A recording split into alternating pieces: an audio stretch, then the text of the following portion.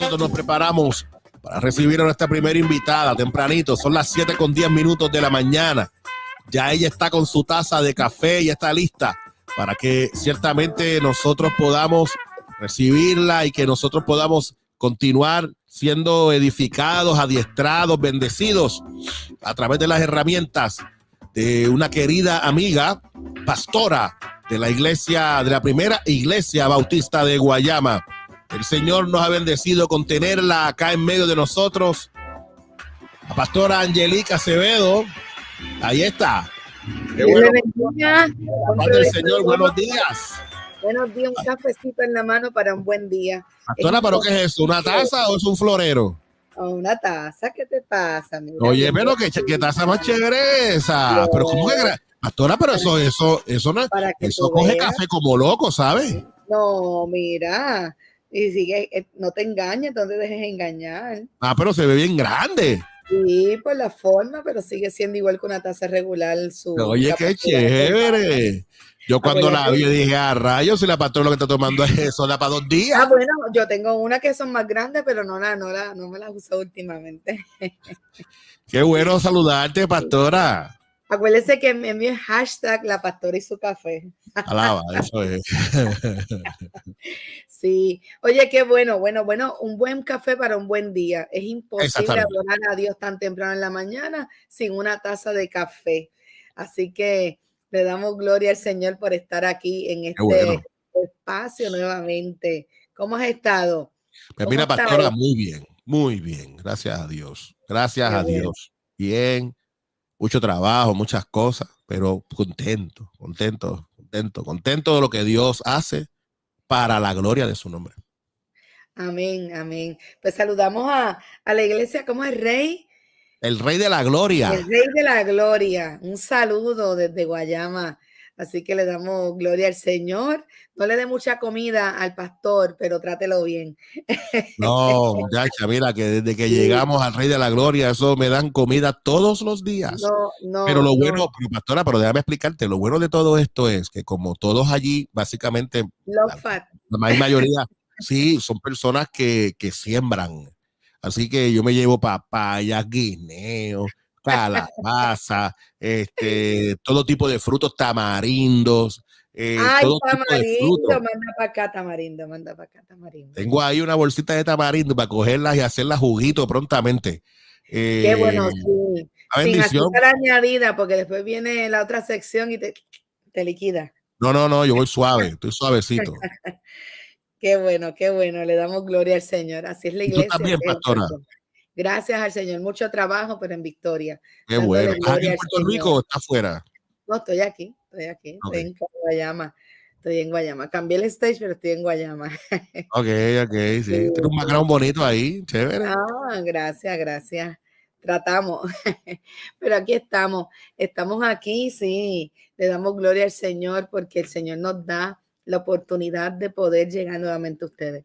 Venimos de una semana, estamos hablando, tendríamos que recapitular un poco, pero vamos a ver cómo lo continuamos. Venimos de una semana de Semana Mayor, de hacer en memoria, de afirmar, de recordar, de volver a tomar, Señor, en serio, ¿verdad? O sea, reafirmar cuál es el llamado de nosotros y el modelo que nos deja Jesucristo para nosotros poder llegar a otros. Y hemos estado hablando de la soledad. Y en medio de ello, quiero comenzar con esta cita de Mario Escobar. Hasta que no aprendamos a poner de rodillas nuestro corazón y no nuestras piernas, no sabremos lo que Jesús sintió. Lo voy a repetir. Hasta que no aprendamos a poner de rodillas nuestro corazón y no nuestras piernas, no sabremos lo que Jesús sintió. Y ciertamente Jesús sintió soledad en diferentes momentos dentro de su ministerio, donde su primera etapa de vida, sus primeros 30 años de vida se dedica a la familia, se dedica a aprender esa educación en casa, con mamá, con papá, en ese taller de carpintero, donde le están dando esos trabajos, esas disciplina moral, la ética, los valores, pero de igual manera se está insertando en medio de una comunidad que está teniendo una necesidad de urgencia de una redefinición de lo que es la política, de lo que son los valores éticos, de lo que es la educación y todas estas cosas que se enfrentan en medio de su vida, en cómo vemos las clases sociales, las opresiones. Y él va creciendo, su ministerio coge un valor grande y un gran peso, ya que le toca comenzar a redefinir en esos 3 años, redefinir, modelar y enseñar lo que realmente es el reino del Padre. En medio de todo eso vemos que se levanta un hombre justo, un hombre que no es pecador, pero un hombre que vive entre nosotros, 100% hombre, 100% Dios. O sea, que está instado en medio de la crisis de la sociedad. Y aún en medio de sus hermanos, de su familia, es incomprensible, no entienden su llamado. Y aun cuando su madre está completamente sumergida en ese cuidado, también sufre de no ser entendida, de saber cuál es la labor específica que tiene Jesús. Así que ella es la que trabaja, abraza esa visión que el Señor le da para poder traer a lo que nosotros, ¿verdad?, hablamos a Jesús y cuidar. Y en medio de ese tiempo hay soledad. En medio de esa incomprensión, sentimos que hay gente posiblemente alrededor, pero a la misma vez no la hay. Y Jesús le toca estar insertado en medio de una sociedad donde hay muchas situaciones y estas situaciones lo hacen marcar la diferencia. Y en medio de marcar la diferencia, él necesita estar claro de que Dios es el que está en medio de su vida, entender los planes del Padre. Y eso significa que no todo el mundo lo va a entender ni comprender. Así que vamos a estar viendo una persona que camina entre la gente, pero que realmente físicamente está solo.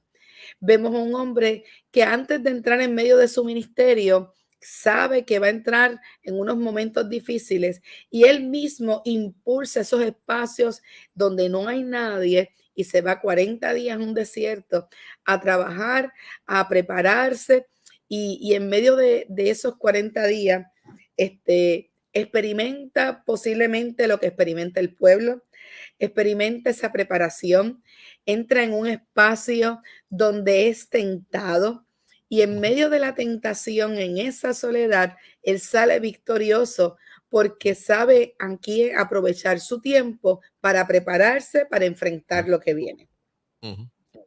Y eso es lo que estuvimos recapitulando la semana pasada en medio de cada iglesia en la Semana Mayor. ¿Quién es Jesús? El que murió, el que vivió, el que murió por nosotros y resucitó. Pero en medio de eso, nosotros muchas veces decimos, pero es el Hijo de Dios, tenga cuidado, porque recuerde que es 100% hombre. Y recuerde que Él es el primero que nos enseña a nosotros que la soledad no es no es algo para destruirnos, al menos que así nosotros lo queramos. La soledad es un espacio de encuentro, es un espacio de relacionarse con Dios, es un espacio de crecimiento. Pero la soledad también toca a nuestro interior y de alguna forma o manera puede destruirnos si nosotros no sabemos emplearla de la manera correcta y comenzamos a buscar esos propósitos de esos espacios que Dios permite en nuestra vida. Jesús, en medio de su humanidad, se encuentra una escena que Lucas 22, versículo no recuerdo, lo muestra cuando entra al proceso del Getsemaní.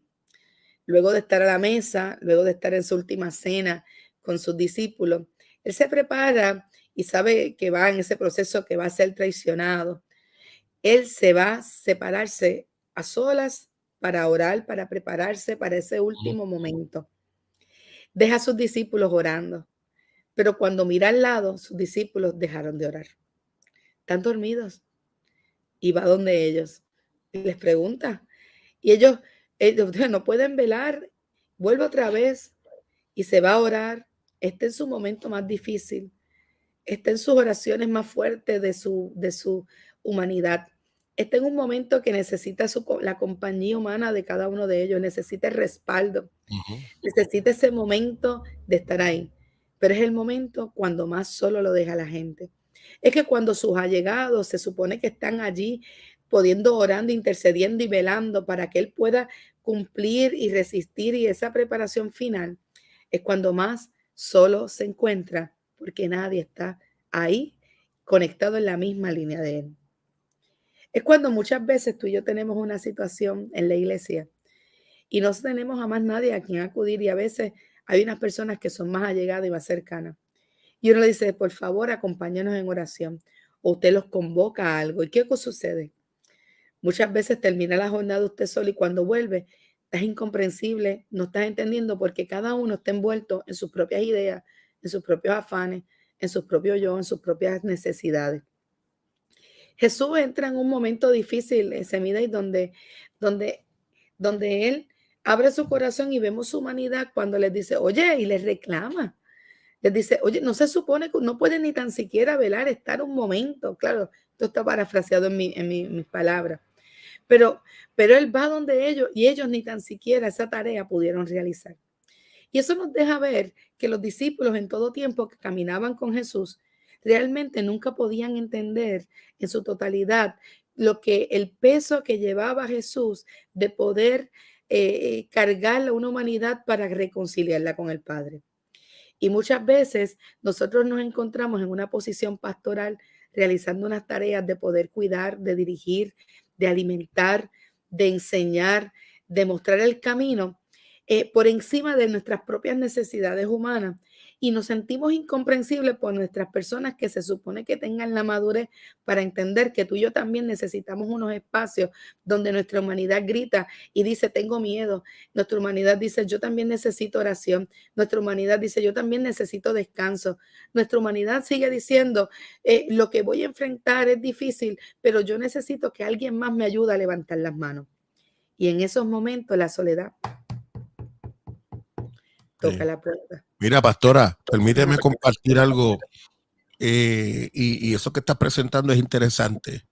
Hace muchos años, yo recuerdo, he estado también viviendo exactamente lo que tú estás presentando en la vida del ministerio, en medio de la soledad, de los desafíos. Yo recuerdo que estaba pidiéndole al Señor, Señor, pero me siento solo, estoy en esta situación y no tengo a nadie, o sea, estoy buscando a quien me pueda ayudar, no hay nadie que me pueda ayudar. Y el Señor me trajo a la mente ese pasaje del Getsemaní. De hecho, de ahí saqué un tremendo sermón, pero a lo que voy es lo siguiente. Dios me enseñó aquel día, y tuve que aprender, y me parece que va muy a la mano con lo que usted está presentando, pastora, que hay momentos donde ciertamente llegan tiempos de soledad, y la realidad es que hacia Jesús lo dejaron solo, a nosotros también. Van a llegar tiempos donde nosotros vamos a tener que experimentar esa soledad. Lo segundo que aprendí es que cuando la misma Biblia dice que sus ojos estaban cansados, ellos posiblemente tenían el mejor deseo, posiblemente querían hacerlo, pero estaban explotados, estaban cansados. Cada cual tenía sus situaciones de cansancio que no le permitieron acercarse. Y muchas veces, ¿verdad? Y aprendí esa gran lección. Muchas veces hay gente que les gustaría ayudarnos. Algunos pueden y no lo hacen, pero otros que les gustaría ser parte del proceso, ayudarnos en el camino, están batallando con otras situaciones, están cansados, y prefieren mantenerse ellos aislados y decir, mira, caramba, a esa le toca a él vivirla solo. Y la realidad es que es una verdad. Ese era el momento de Jesús, estar allí solito él. Y hay posiblemente pastores, y utilizando esta coyuntura, pastores o pastoras que están ahora mismo en esa experiencia de soledad, experimentando, ¿verdad? El proceso del desafío del ministerio, entre otras cosas, y se sienten solos. Pero tengo que decirte que posiblemente hay otros que puedan ayudarte en el camino y quieran ayudarte, pero también están apagando fuego en otros sitios, están también batallando, luchando, y esa situación te toca enfrentarla a ti solo o a mí solo, porque allí Dios quiere enseñarnos unas grandes lecciones, pastora. Eso es así. Y no todo el mundo, porque esto es cuestión de un movimiento de fe. Por eso la buena intención no es suficiente. se necesita. Y la gente no tiene que tener intención, pero es que tampoco puede entender ni comprender la responsabilidad que tiene algunas personas sobre otras, ¿verdad? Y aunque quieran y deseen, es muy difícil muchas veces poder llegar. Por eso es que nosotros no podemos poner nuestra mirada en aquellos que quisieran, pero no pueden. Nosotros necesitamos entender que hay una vida que nos toca con Dios y que no se trata de multitudes, no se trata de gente que nos comprenda. Se trata que nuestro corazón entienda que hay algo hermoso que Dios ha puesto. Mira, Jesús acepta la voluntad de Dios, Sí. pero no deja de decirle, Padre, si es posible, pasa de mí esta copa, pero que se haga tu voluntad. Vemos la humanidad de un Jesús. Vemos el corazón humano de Jesús desprendiendo y diciéndose, tengo, eso me va a doler. Eso lo estoy viviendo, sintiendo. Eso me está tambaleando. Eso está tocando lo más profundo de mi ser. Es posible hacerlo de otra manera, pero yo quiero que se haga tu voluntad. Pero no significa que Él no está trayendo. Entonces, en ocasiones, tú y yo nos encontramos sumergidos en momentos incomprensibles. Nos encontramos en momentos donde hay que abandonar lo que nosotros queremos, entendemos, deseamos, lo que somos a nivel humano, para entrar en un mundo, en un espacio donde es totalmente espiritual, de dependencia total de Dios, donde nadie más va a caber en ese espacio. Entonces, para nosotros poder entender nuestra situación, tenemos que irnos al reflejo de Jesús. Por eso yo he querido traer un poco a Jesús hoy más a la conversación, a este espacio, porque hay veces que nosotros estamos sumergidos tanto, estoy sola, ay, me dejaron, ay, yo no tengo esto, ay, nadie me entiende, nadie me comprende. Y empezamos en un problema de tratar de nosotros justificar nuestra acción de soledad, perdiendo de perspectiva que hay un Jesús que de por sí ya nos enseñó que este camino iba a experimentar soledad, porque lo que Dios ha traído a este mundo a hacer, lo que quiere que tú y yo hagamos, es incomprensible delante de los ojos humanos. Dentro de la humanidad, la realidad humana.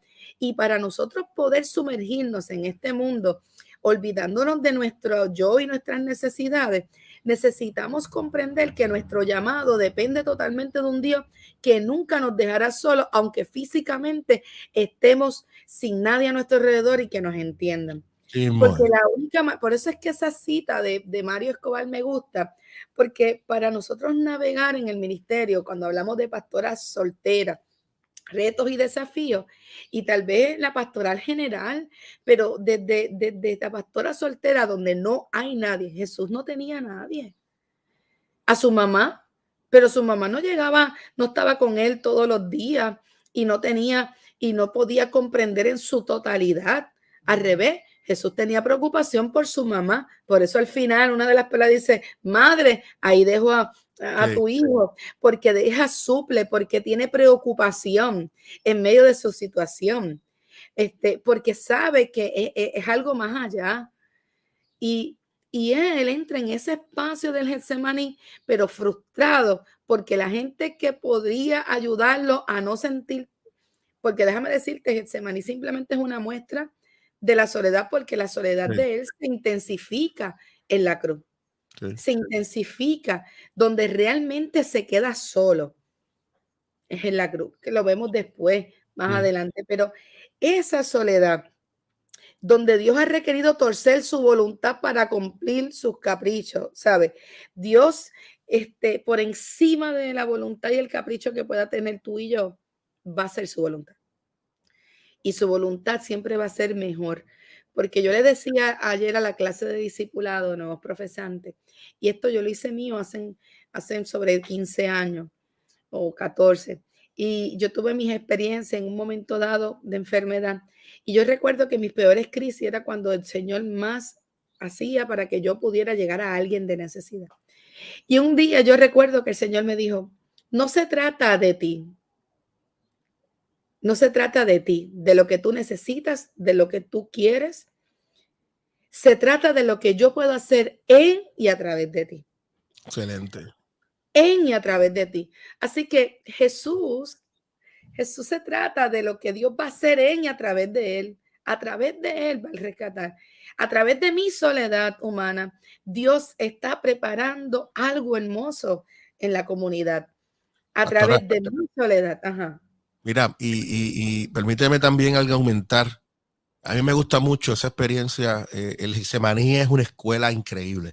El Getsemaní es un proceso donde uno, cada vez que uno lo mira, uno aprende tantas cosas. Y yo he aprendido tanto del Getsemaní. Y una de las cosas que he tenido que aprender y que he puesto en práctica del Getsemaní y Jesús como testimonio es que Jesús primero se da cuenta que está solo. Él vio, le pidió que lo acompañara, nadie lo acompaña. En 3 ocasiones va y pide, mira, acompáñeme. Se dio cuenta de que no hay manera. Esta gente están durmiendo, están cansados, no hay forma. A mí me gusta mucho este punto de ahora. Es que Jesús aceptó esa realidad. O sea, están cansados. Desprendió su humanidad. Pues ya, mira, yo no puedo hacer más nada. Pues están cansados, ¿por qué voy a hacer? Pues, Padre, acepto esta realidad. Este es el momento. Yo no puedo cambiarlo. Esta es la realidad del momento. Y muchas veces, pastora, yo me encuentro y yo me he encontrado y he ido con los años aprendiendo a que esta es mi realidad. Este es el momento que estoy viviendo. Esto es lo que está sucediendo. Pues déjame aceptar esa realidad. Esto es lo que está sucediendo. Y la aceptación de esa realidad, de aceptar que Dios, en lo que está sucediendo, Dios puede hacer algo, Dios puede manifestarse, pues son otros 20 pesos. De hecho, la aceptación, ese elemento de obediencia, de aceptar esa realidad, me va a ayudar a yo poder pasar al otro lado en el momento de esta crisis que uno puede estar experimentando, pastora. Pero si sigo peleando, y si Jesús seguía insistiendo 3 veces más, 6, 8, 20, pues entonces Jesús no iba a poder realizarme. Claro, no podía trascender si seguía peleando con ellos. Mira, 3 veces se los dije. Esta es la realidad. Pues ya la voy a aceptar y sigo para adelante. Y ya, Padre, acepto la realidad que tengo. Ayúdame a pasar esta realidad. Y Dios lo ayudó. Y le dieron un nombre que es sobre todo nombre, porque aceptó esa realidad. Esa realidad. Ese sin temor. Porque yo no encuentro a un Jesús temeroso. Yo encuentro un Jesús desprendiendo, dejando lo que queda de humano, dejando, para poder entrar en ese entorno de lo que el Padre quiere hacer. Entrar con fuerza, con valor, con ese respeto y pararse de frente. Entonces, ¿qué nos enseña a nosotros Getsemaní? Getsemaní, como tú dices, es una gran escuela. Y es uno de los pasajes menos visitados. Aún en Semana Santa no acostumbramos a detenernos en él. Pasamos de largo rapidito. Mayormente hablamos de la mesa, hablamos del camino del Calvario, de cuando lo entregan, entramos a la escena de la entrega de la traición, pero pocas veces nos dedicamos a sumergirnos en la enseñanza de lo que es estar en ese tiempo a solas con Dios, de oración en ese tiempo. Y eso nos recuerda a un Jesús que siempre oraba antes de empezar una tarea y al terminar oraba nuevamente. Y antes de ir a su tarea mayor, él decidió apartarse con su padre para poder estar preparado para la traición, para el abandono de sus discípulos, para sus discípulos poder enseñarle una vez más que no han aprendido todo lo que él ha enseñado en 3 años, para Pedro no poder comprender las palabras que le ha dado. Getsemaní está orando por Pedro, está orando por sus discípulos, por los que deja, está orando por esa tarea que se va a dar después, toda la enseñanza. ¿Sabe? Él está gimiendo, él está desgarrando su corazón. Él no solamente está dejando su vanidad en cuero ahí completa, plasmada, sino que también está dejando la debilidad de sus discípulos, la debilidad de una madre, la debilidad de un pueblo, y está experimentando el dolor de un pueblo que no ha entendido que hay un Dios que lo ama. Entonces a él le tocó pagar ese precio. Tú y a mí nos han tocado solamente una pequeña parte, porción de lo que es el reino de Dios. Y por alguna razón se nos demanda un poco más. no porque seamos mejores, sino porque Él entiende que nosotros tenemos la capacidad de arrodillar nuestro corazón para que se haga su voluntad. Entonces, la única manera de nosotros poder caminar en ello es decirle al Señor, mi soledad es una bendición en mi vida. La soledad es mi amiga. La soledad es mi preparación. La soledad es para yo poder depender más de Dios. Cuesta trabajo, yo lo digo, y no es tan fácil. No es tan fácil, pero cuando nosotros arrancamos en el ministerio, una de las cosas que debe suceder, como nos enseñó Jesús, es que antes de Él entrar en este proceso, se retiró al desierto. Antes de nosotros poder continuar en este llamado, necesitamos retirarnos al desierto para poder llegar a estos momentos y resistir como Jesús, que cuando las tentaciones lleguen, vamos a seguir hablando de la soledad desde otros aspectos, pero hablábamos hace un par de jueves, ya par largos, sobre la tentación en medio de la soledad. Pero yo quiero que en esta hora tú te lleves esto. El Señor se retiró para postrar su corazón y su humanidad y se hiciera la voluntad de Dios. Por eso dice, Padre, si es posible, pasa de mí esta copa, pero que se haga tu voluntad. Totalmente de acuerdo. Me parece que esta mañana es una mañana, como siempre, interesante, mirando esta perspectiva de la pastora o el pastor soltero, sus retos, sus desafíos, mirando el modelo de Jesús, el modelo del Getsemaní, y viendo cómo ciertamente en medio de los retos que enfrenta Jesús, las enseñanzas son increíbles. Me parece que la pastora ha tenido esta mañana, como siempre, unas palabras, debo decir, muy acertadas y muy bendecidas para todos nosotros. Así que, pastores, pastoras, al final del día, aceptemos su voluntad. Y pues, esta es la realidad y hay que echar para adelante, hay que vivir. Hay que caminar creyendo que en medio de los desafíos que nos enfrente la vida, Dios está en medio de nosotros. Miren, en la pantalla ustedes tienen el número de teléfono de la pastora Angelique y cómo, por lo menos, esta es una de las formas para conectar con ella. 787-564-0353. 564-0353. Pastora, también está por ahí el podcast. Más que un café, siglo XXI, con taza de café en mano y el cántico del coquí. Más que un café, siglo XXI. ¿Vio? Sí. Y si me quiere conseguir y me quiere llamar, yo le recomiendo que me mande mensajes de texto en vez de WhatsApp. El WhatsApp me tardo en verlo, son bastantes, pero en el texto lo veo más rápido. Y me puede conseguir en la primera iglesia bautista de Guayama. Allí en cualquier momento estamos a sus órdenes. Ahí está. Así que ustedes saben, ahí está la pastora Angelique. Pastora, gracias por estar con nosotros como todos los jueves y gracias por dejarse usar con una palabra siempre refrescante, una palabra pertinente para todos nosotros. Que tengas un tremendo jueves, pastora. Amén, Dios les bendiga. Cuídate mucho. La pastora Angelique Acevedo.